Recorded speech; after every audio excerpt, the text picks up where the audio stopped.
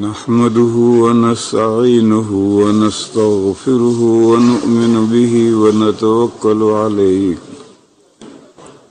ونعوذ بالله من شرور أنفسنا ومن سيئات أعمالنا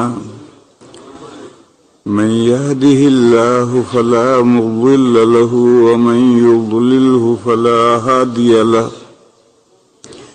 ونشهد أن لا إله إلا الله وحده لا شريك له ونشهد أن سيدنا ومولانا وحبيبنا وشفيعنا محمدا عبده ورسوله أرسله إلى الناس كافة بشيرا ونذيرا وداعيا إلى الله بإذنه وسراجا منيرا صلى الله عليه وعلى آله وصحبه وبارك وسلم تسليما كثيرا كثيرا وبعد فأعوذ بالله من الشيطان الرجيم يا أيها الذين آمنوا اتقوا الله وكونوا مع الصادقين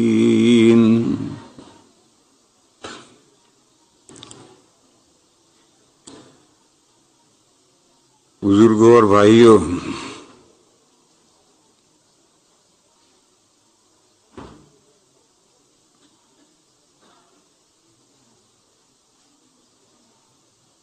اللہ پاک جل شانہ وعم نوالہ نے دو حکم دیے، ایک اللہ سے ڈرو، دوسرا سچوں کے ساتھی بنو۔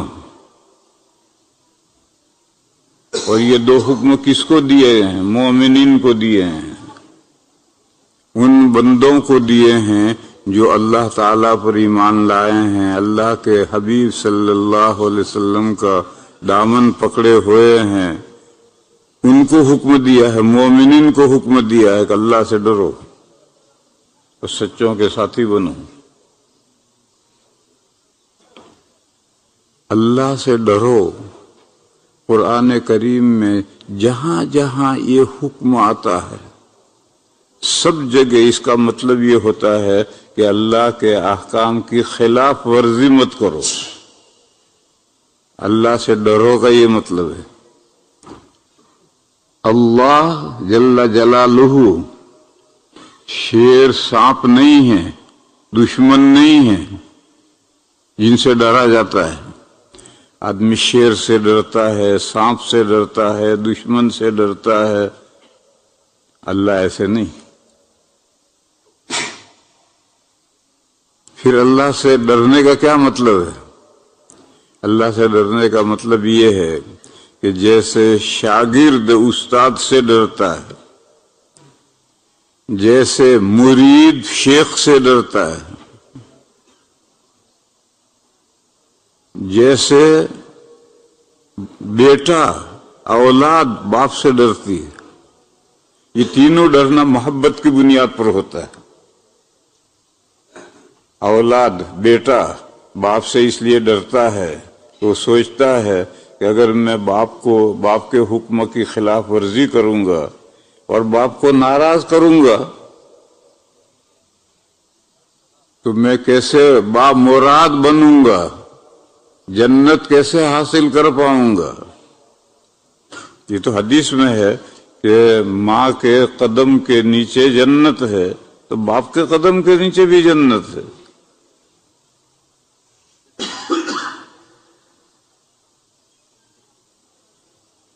تو اس لیے وہ پھونک پھونک کر قدم رکھتا ہے، ہر خدمت کرتا ہے، کوئی کسی حکم کی خلاف ورزی نہیں کرتا۔ وہ سوچتا ہے کہ اگر میں نے ابا کو امی کو ناراض کر دیا تو میں جنت کیسے حاصل کر سکوں گا۔ طالب علم، شاگرد، وہ ہمیشہ سوچتا ہے کہ مجھے ایسی کوئی حرکت نہیں کرنی چاہیے کہ استاد ناراض ہو جائیں۔ اگر استاد ناراض ہو گئے تو مجھے 4 حرف جو آنے ہیں وہ کہاں سے آئیں گے؟ میں تو مدرسے میں آیا ہوں 4 حرف سیکھنے کے لیے، یہ 4 حرف اگر استاد ناراض ہو گیا تو کہاں سے آئیں گے؟ اس وجہ سے وہ استاد کی ہمیشہ خیال رکھتا ہے کہ ان کی کسی بات کی خلاف ورزی نہ ہو۔ مرید پیر کی اور شیخ کی جو اطاعت کرتا ہے، جو پیر کہے گا وہی کرے گا۔ کیوں؟ اس کا مقصد ہے اللہ تک پہنچنا۔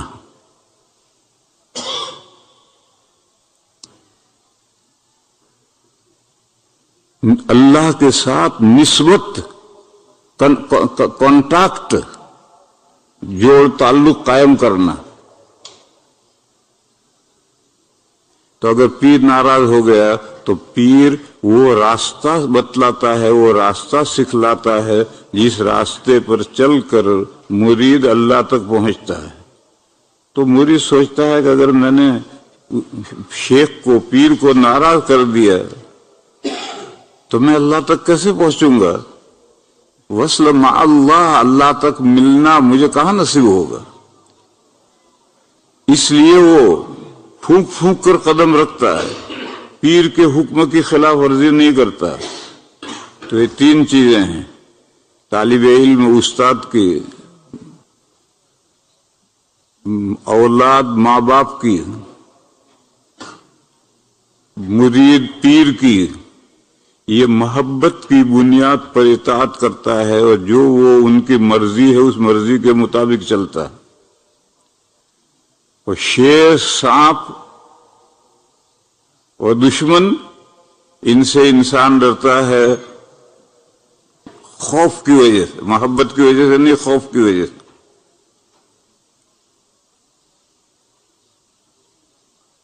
اس لیے میرے بھائیوں یہ بات ہمیشہ یاد رکھو، مومنین کو جتنی محبت اللہ سے ہے اتنی محبت کسی اور سے نہیں ہوتی ہے۔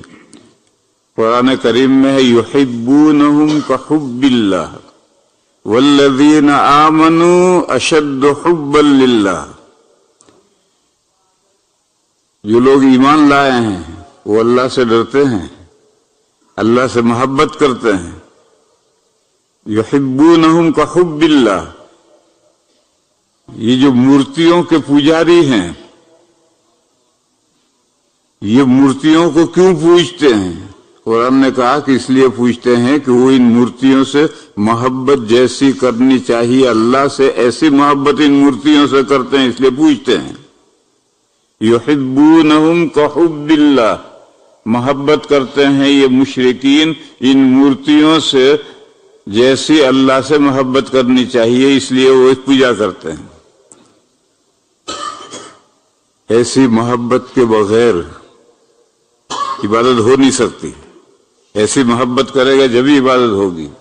پھر فرمایا والذین آمنوا اشد حبا للہ، جو اللہ پر ایمان لائے ہیں وہ اللہ سے محبت اس سے زیادہ کرتے ہیں۔ معلوم ہوا کہ مومنین بھی اللہ تعالیٰ سے محبت کرتے ہیں، اور جتنی محبت یہ ہندو اپنی مورتیوں سے کرتے ہیں اس سے کہیں زیادہ محبت کرتے ہیں۔ بس اس محبت کی وجہ سے اللہ تعالیٰ کی بندگی کرتے ہیں۔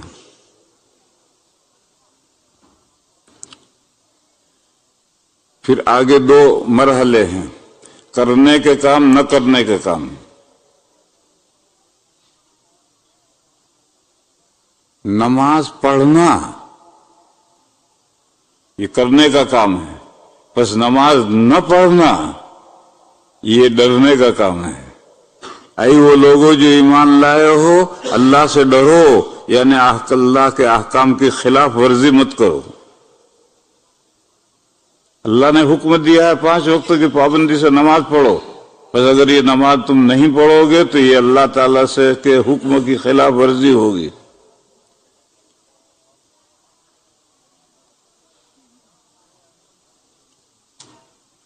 یہ مسئلہ آپ حضرات جانتے ہیں کہ کبیرہ گناہ کرنا بہت بڑا گناہ ہے، فرائض چھوڑنا بھی کبیرہ گناہ ہے۔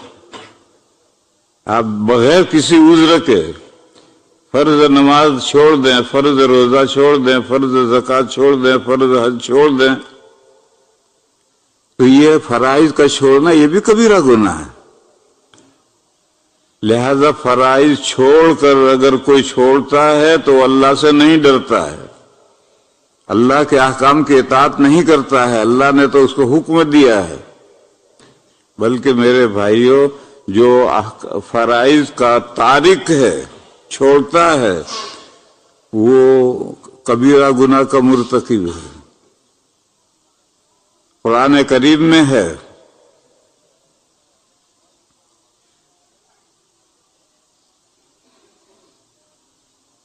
والذین اجتنبوا کبائر الاثم والفواحش الا اللمم، فرمایا جو بندہ بڑے گناہوں سے بچتا ہے، بڑے گناہوں سے بچتا ہے، کبھی کبھی دید شنید ہو جائے۔ دید شنید سمجھتے نہیں آپ حضرات؟ دید مانے دیکھنا، شنید مانے سننا۔ دید شنید یعنی کبھی اتفاقاً وہ گناہ ہو گیا۔ ایک تو گناہ ہے، ایک گناہ کے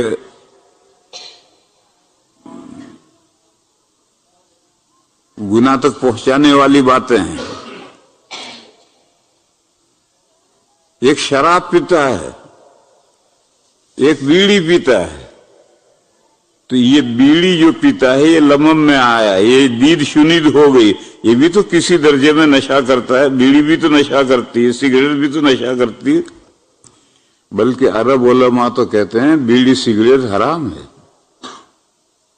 عرب علماء، ہمارے ہندوستان کے علماء مکروہ کہتے ہیں، حرام نہیں کہتے۔ شراب حرام ہے، بیڑی سگریٹ مکروہ ہے، اسموکنگ۔ لیکن عرب علماء نہیں مانتے، وہ کہتے ہیں بیڑی سگریٹ سب حرام ہیں۔ کیوں؟ یہ سب شراب نوشی کے بچے ہیں۔ بس اگر ایسا کوئی گناہ ہو جائے تو اس کی بخشش کی امید ہے۔ لمم میں ایسے گناہ آتے، لمم۔ اور جو لوگ کبائر الاسم، بڑے گناہوں سے بچتے ہیں، اللہ تعالی ان کے چھوٹے گناہ معاف کر دیں گے، لیکن جو بڑے گناہ ہوں گے اس کی سزا مل کر رہے گی۔ حدیث شریف میں ہے اذا رأيتم الرجل يلازم المسجد فاشهدوا له بالایمان، اگر تم کسی بندے کو دیکھو کہ وہ پابندی سے پانچوں نمازیں مسجد میں آ کر پڑھتا ہے تو تم اس کے ایمان کی گواہی دے سکتے ہو، یعنی قسم کھا کر کہہ سکتے ہو کہ یہ مومن ہے۔ ایمان تو دل میں چھپی ہوئی بات ہے، کیسے قسم کھا کر کہہ رہے ہو؟ دلیل پائی جا رہی ہے اس کے مومن ہونے کی، وہ یہ کہ پانچوں نمازیں پابندی، کبھی کھیل بکھیل ہو جائے، کوئی نماز چلی جائے، اس کا اعتبار نہیں۔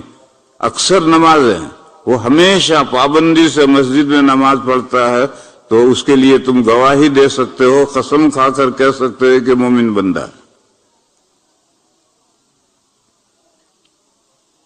تو میرے بھائیوں، میں کہہ یہ رہا تھا کہ اللہ تعالی جل شانہ سے جو ڈرنا ہے وہ محبت کی بنیاد پر ہے، خوف کی بنیاد پر نہیں ہے۔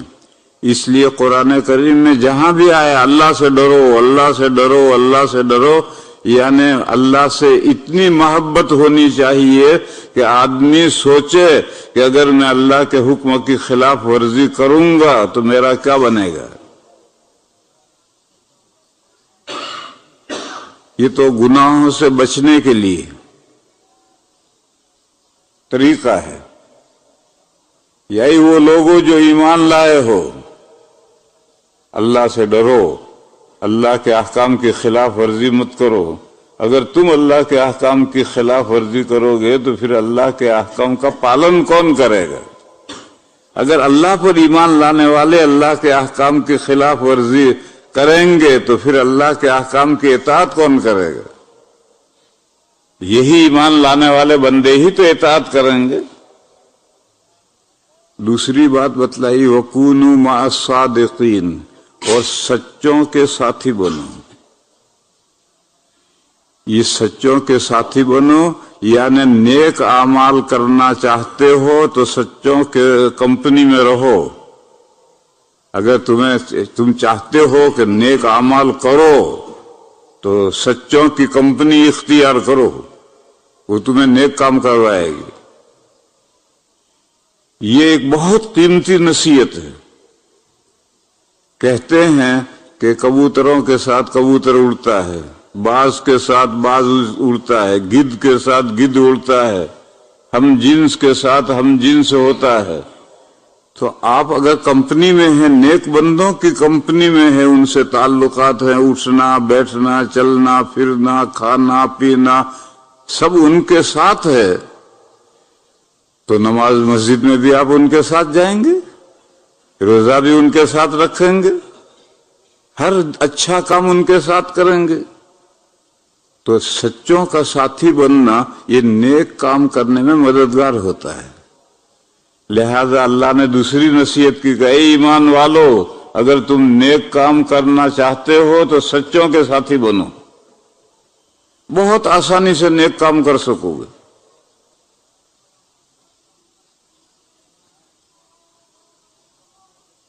میرے بھائیوں،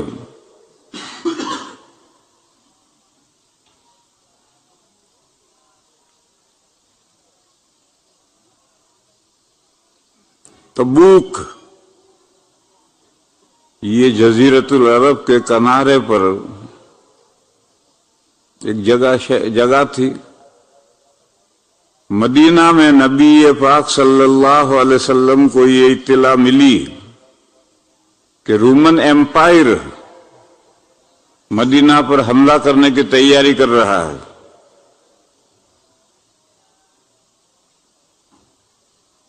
تو نبی پاک صلی اللہ علیہ وسلم نے صحابہ سے مشورہ کیا کہ وہ اتنا دور سے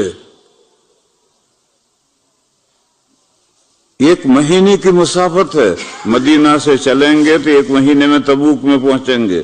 تبوک کے آگے رومن ایمپائر کی سرحد لگ جاتی ہے، تو وہاں سے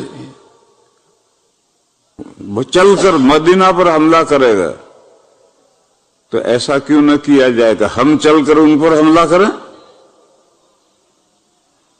کیوں ہم چل کر حملہ کریں گے تو ہماری ان پر دھاک بیٹھے گی، اور وہ چل کر مدینہ پر حملہ کریں گے تو مسلمانوں پر ان کی دھاک بیٹھے گی۔ تو مشورے میں طے ہوا کہ ہم بڑھ کر کے حملہ کرنا چاہیے۔ تو نبی پاک صلی اللہ علیہ وسلم 30,000 کا لشکر لے کر کے مدینہ سے تبوک کی طرف بڑھے ہیں۔ اتنا بڑا لشکر کبھی حضور کے پاس نہیں ہوا۔ مکہ مکرمہ فتح کرنے گئے تھے تب بھی 10,000 کا لشکر تھا، لیکن یہ تو رومن ایمپائر ہے۔ اس وقت سپر پاور دو ہی تھے، ایران اور روم۔ تو اور ایران سے بھی بڑا پہلا نمبر روم کا تھا۔ تو نبی پاک صلی اللہ علیہ وسلم 30,000 کا لشکر لے کر بڑھے، تبوک تک گئے۔ تبوک جزیرۃ العرب کی سرحد ہے، ان کے ملک میں داخل نہیں ہوئے۔ تبوک جزیرۃ العرب کی سرحد، وہاں جا کر حضور رک گئے۔ دشمن سامنے نہیں آیا، بلکہ تاریخوں میں یہ ہے کہ پہلے ہرقل نے وہاں اپنی فوجیں اکٹھا کر لی تھی مدینہ پر حملہ کرنے کے لیے، اور جب اس کو پتا چلا کہ مدینہ میں سے حضور حملہ کرنے کے لیے آ رہے ہیں تو وہ اپنی فوجیں لے کر پیچھے ہٹ گیا، منتشر ہو گیا۔ اب وہاں کوئی ہے ہی نہیں، تو حضور 1 مہینہ وہاں ٹھہرے رہے، تقریباً 1 مہینہ وہاں ٹھہرے رہے کہ اس کے حوصلے ہیں، ہمت ہو تو آ جاؤ، ہم تو تمہارے بارڈر پر بیٹھے ہوئے ہیں، کھڑے ہوئے ہیں۔ 1 مہینہ تقریباً گزر گیا، وہ سامنے نہیں آیا۔ تو پھر اس کے ملک کے اندر گھسنا یہ پولیٹک کے خلاف ہے۔ تو پھر حضور وہاں سے مدینہ واپس لوٹ آئے۔ اس کا مطلب یہ کہ کامیاب لوٹے، سرخ روح ہو کر لوٹے، فتح کا فریرا اڑاتے ہوئے لوٹے۔ یہ جب لشکر آیا، اتنا لمبا سفر کرنا تھا، تو منافقین جو مدینہ میں تھے وہ بہانے بنا بنا کر پیچھے رہ گئے، اور 3 صحابہ سچے پکے وہ بھی آرام طلبی کی وجہ سے پیچھے رہ گئے۔ کھجوریں، سخت گرمی کا مہینہ تھا، جزیرت العرب کا سارا علاقہ پہاڑی ہے،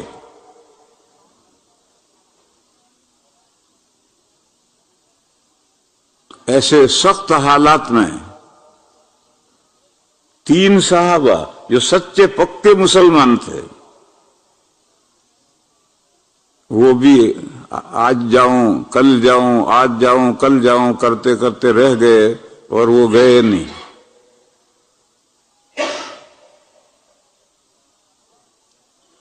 جب واپسی ہوئی تو سورہ توبہ نازل ہوئی، اور سورہ توبہ میں سخت لتاڑ پڑی ان منافقین کو جو بہانے بنا کر پیچھے رہ گئے تھے، اور یہ 3 بندے جو سچے پکے مسلمان تھے، ان کا سوشل بائیکاٹ کر دیا گیا،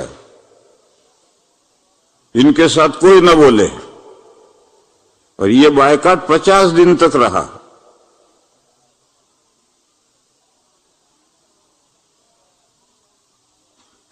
چالیس دن جب گزر گئے، کوئی نہیں بولا، سلام بھی کوئی نہیں کرتا تھا، جواب بھی کوئی نہیں دیتا تھا۔ وہ نماز پڑھنے کے لیے آتے تھے۔ کعب ابن مالک کہتے ہیں، میں نماز پڑھنے کے لیے مسجد نبوی میں جاتا تھا تو میں یہ دیکھنے کی کوشش کرتا تھا کہ حضور مجھے دیکھتے ہیں یا نہیں۔ تو جب میں حضور کی طرف دیکھتا تھا تو حضور نظر ہٹا لیتے تھے، اور میں نہ دیکھتا ہوں تو حضور دیکھتے تھے۔ یعنی گویا حضور کو محبت تو ہے، مگر اللہ کا حکم ہے بائیکاٹ۔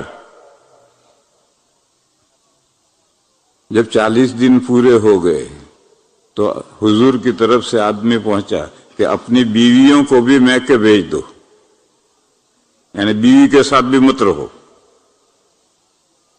تو کعب ابن مالک نے پوچھا خبر لانے والے سے کہ کیا سرکار کا یہ حکم ہے کہ طلاق دے دوں؟ انہوں نے کہا نہیں، طلاق نہیں دینی، بس میکے بھیج دو۔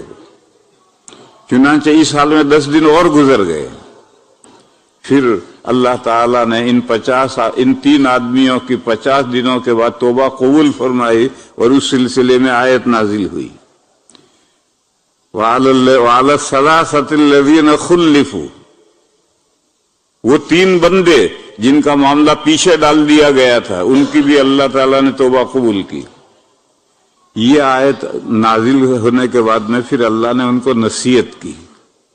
نصیحت یہ کی کہ تم جو پیچھے رہے، یہ تم نے اللہ کے حکم کی خلاف ورزی کی، جب اللہ کے رسول نے تمہیں حکم دیا تھا کہ ہر شخص کو تبوک میں نکلنا ہے، پھر تم پیچھے کیوں رہے؟ یہ اللہ سے تم ڈرے نہیں۔ تم اگر اللہ سے ڈرتے تو یہ گناہ نہ کرتے، پیچھے نہ رہتے۔ اور جو 30,000 گئے تھے وہ ایمان میں سچے گئے تھے، تم پیچھے کیوں رہے؟ ان سچوں کے ساتھی کیوں نہیں بنے؟ اس مناسبت سے آئے وَكُونُوا مَعَ الصَّادِقِينَ، اور سچوں کے ساتھی بنو۔ سچوں کے ساتھی 2 طرح سے بنا جاتا ہے میرے بھائیو۔ ایک تو یہ ہوتا ہے کہ پہلے سے ایمان میں سچا ہے، جیسے انبیاء ایمان و عمل میں سچے ہیں، صدیقین ایمان و عمل میں سچے ہیں، شہداء صالحین ایمان و عمل میں سچے ہیں، اس لیے وہ سچوں کی کمپنی میں رہتے ہیں، بروں کی کمپنی میں نہیں رہتے۔ تو ایک تو وہ طریقہ یہ ہے کہ پہلے سے ایمان کے ساتھ اعمال صالحہ کر کے پکا سچا مسلمان بن گیا ہے۔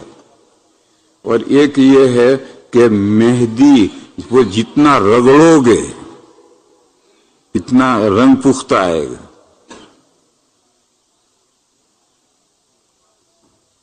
اب تو مشین میں مہندی پیس کر آتی ہے، بھگا کر کے بالوں میں لگا لیتے ہیں۔ چلو لگاؤ، کوئی حرج نہیں، شریعت کا حکم ہے لگاؤ، لیکن ایک گڑبڑ کرتے ہیں، شریعت کا یہ بھی حکم ہے کہ یہودیوں کی مشابہت اختیار مت کرو، بالوں میں رنگ لگاؤ اور رنگ لگا کر کے بال کلر بدلو، ولا تشبہوا الیہود، یہود کی مشابہت اختیار مت کرو۔ یہ یہود سب کالا خضاب لگاتے ہیں، ہمارے بندے بھی کالا خضاب لگاتے ہیں، تو یہودیوں کی مشابہت اختیار کی۔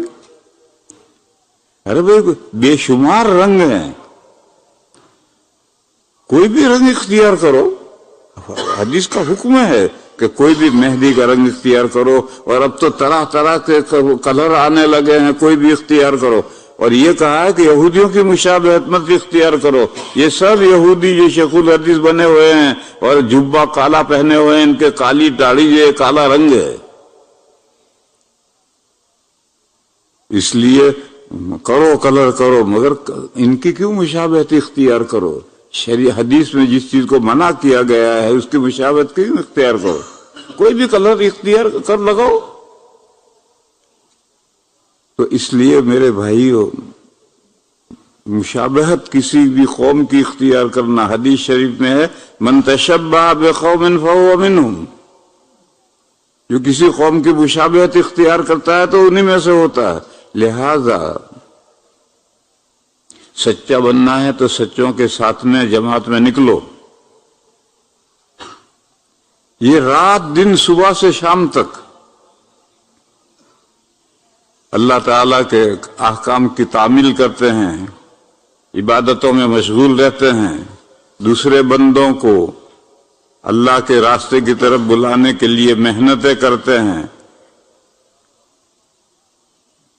ہنا رنگ لاتی ہے پتھر پہ پس جانے کے بعد، جب بار بار آدمی دوسرے سے کہے گا کہ بھئی اچھے کام کرو تو خود بھی اچھے کام کرنے کا جذبہ پیدا ہوگا۔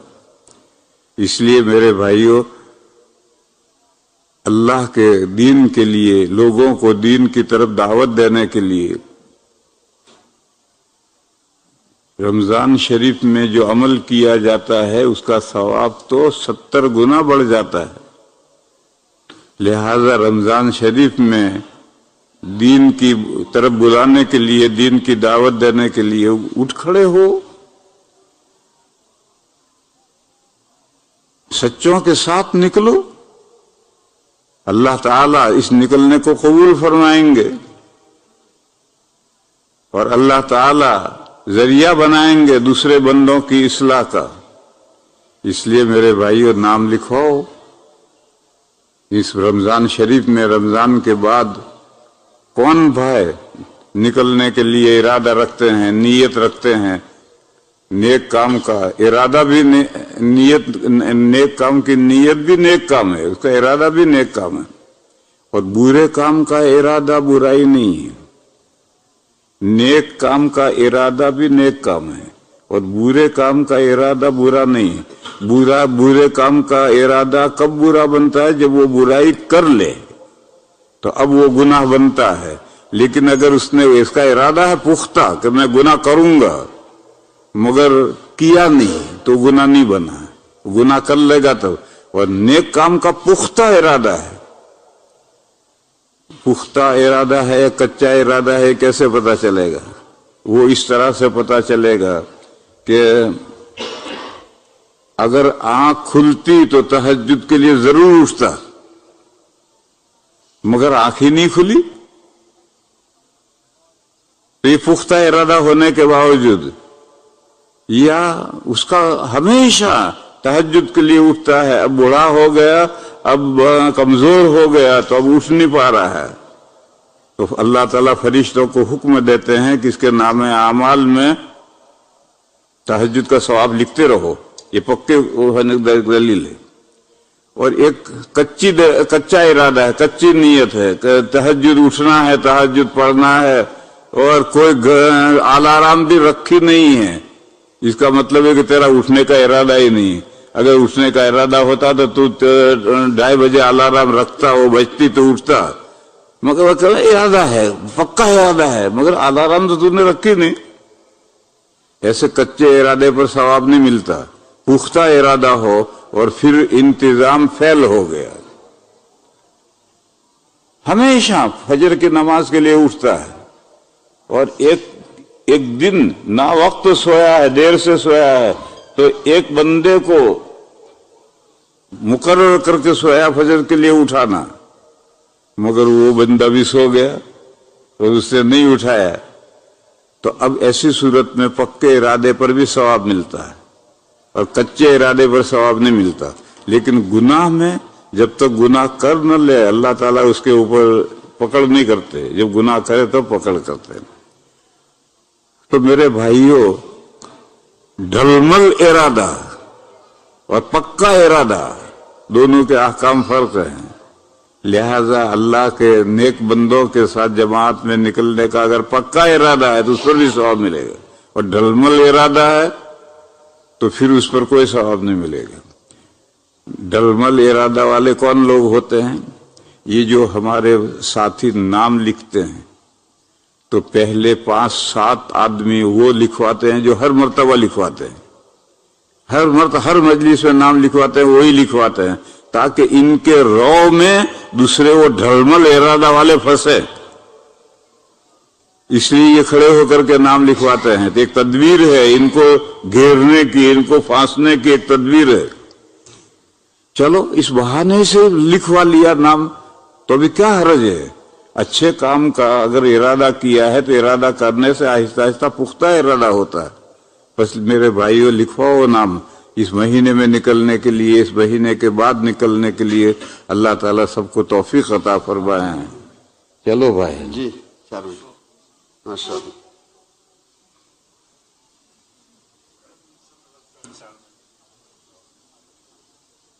یہ لوگ اعتراض کرتے ہیں, اس لیے میں نے اس کا جواب دیا کہ یہ تو ہر اتوار کو لکھواتے ہیں نام, تو لکھواتے تو کیا برا کرتے ہیں؟ اچھا ہی تو کام کرتے, برا کام تھوڑی کرتے ہیں.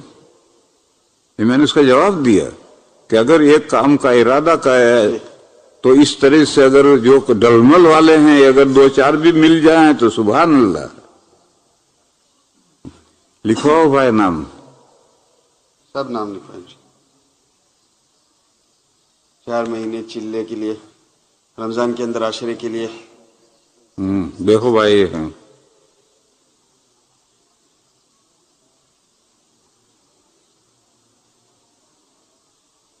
یہ بھائی بھی جی ابراہیم.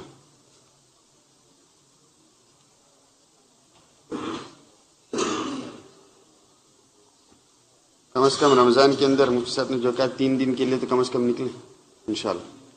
آئندہ ہفتے بھی جماعت نکل رہی ہے, اس ہفتے بھی جماعت نکلی تھی. آئندہ ہفتے 3 دن کی, ہر ہفتے 3 دن کی جماعتیں بھی نکلے گی. سب ارادہ کرو, اس کے لیے بھی ارادہ کریں انشاءاللہ. درود شریف پڑھو بھائی, پھر دعا کریں. اللہم صلی وسلم وبارک علی سیدنا و مولانا محمد وعلی آل سیدنا و مولانا محمد بعدد من صلی وسلم. اللہم اغفر لنا ذنوبنا و اسرافنا فی امرنا و تب علینا انکا انت التواب الرحیم. یا الہ العالمین, ہماری خطاؤں کو معاف فرما. یا اللہ, ہماری کوتاہیوں سے درگزر فرما. یا اللہ, ساری دنیا کے اندر اپنے دین کا شہرا فرما, اپنے دین کی ہوا چلا دے, اپنے حبیب پاک صلی اللہ علیہ وسلم کے لائے ہوئے دین کو پھیلا دے. یا اللہ, ہم کو ذریعے کے طور پر قبول فرما. یا اللہ, جو لوگ دنیا کے اندر دین کی اشاعت کے لیے محنت کرتے ہیں, میرے مولا ان کی محنتوں کو قبول فرما. یا اللہ, ہماری مغفرت فرما, ہمارے ماں باپ کی مغفرت فرما, اور تمام مسلمان مردوں کی, مسلمان عورتوں کی مغفرت فرما. یا اللہ, جن لوگوں نے دعاؤں کے لیے کہا ہے یا ان کا ہم پر حق ہے یا انہوں نے ہمیں لکھا ہے, میرے مولا سب بیماروں کو شفا عطا فرما. تمام پریشان حال بندوں کی پریشانیاں دور فرما. یا اللہ, ہماری مغفرت فرما, ہمارے ماں باپ کی مغفرت فرما. سبحان ربک رب العزت ما یصفون وسلام علی المرسلین والحمد للہ رب العالمین.